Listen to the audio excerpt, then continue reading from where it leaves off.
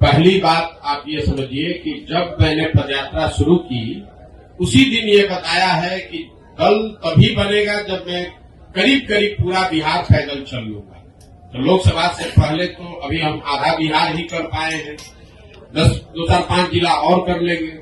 लोकसभा से पहले जन स्वराज दल बनने की संभावना तो मैं नहीं देखता हूं, लेकिन अगर लोग ये चाहते हैं कि वो चुनाव लड़े, जो लोग जन स्वराज परिवार से इस परिकल्पना सोच से जुड़ रहे हैं, और अगर वो तय करते हैं कि चुनाव लड़ा जाए तो उन जगहों पर चुनाव लड़ सकते हैं।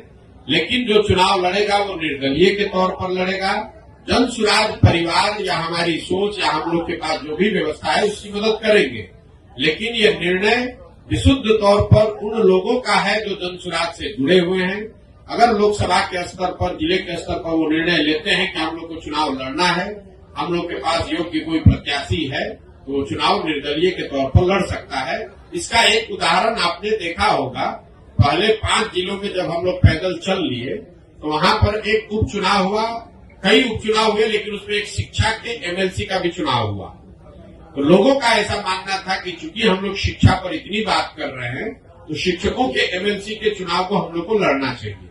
तो उन 5 जिले के जन स्वराज के साथियों ने मिलकर ये तय किया और अपने में से अफाक अहमद जी को चुनकर प्रत्याशी बनाया गया। वो लड़े निर्दलीय के तौर पर, लेकिन चुनाव जीते, अभी एमएलसी भी है। तो लोकसभा में ये संभव है कि जन स्वराज के जो साथी जिन जिलों में हम लोग पदयात्रा कर चुके या जहां पर वो संगठन बन गया है, वहां पर अगर वो तय करते हैं कि चुनाव लड़ना है, उनके पास उनकी नजर में कोई योग्य उम्मीदवार होगा तो उम्मीदवार निर्दलीय के तौर पर लड़ सकता है। जन स्वराज दल के तहत कोई चुनाव लड़ने की अभी संभावना नहीं है। दल तभी बनेगा जब मैं पूरे बिहार की या ज्यादातर बिहार की पदयात्रा पूरी कर लूंगा। दूसरा, आपने कहा गठबंधन की, तो कोई संभावना नहीं है, इसको लिख लीजिए बिल्कुल बोल्ड शब्द में। ये जन स्वराज की जो पूरी परिकल्पना है, इसमें कोई गठबंधन की संभावना किसी तरह की, किसी दल, किसी व्यक्ति से है ही नहीं। ये नई व्यवस्था बनाने की बात है। ये एमएलए जीतने का, एमपी जीतने का, चुनाव लड़ने का अभियान नहीं है। बिहार में व्यवस्था परिवर्तन के लिए इतना बड़ा संघर्ष हमने शुरू किया है।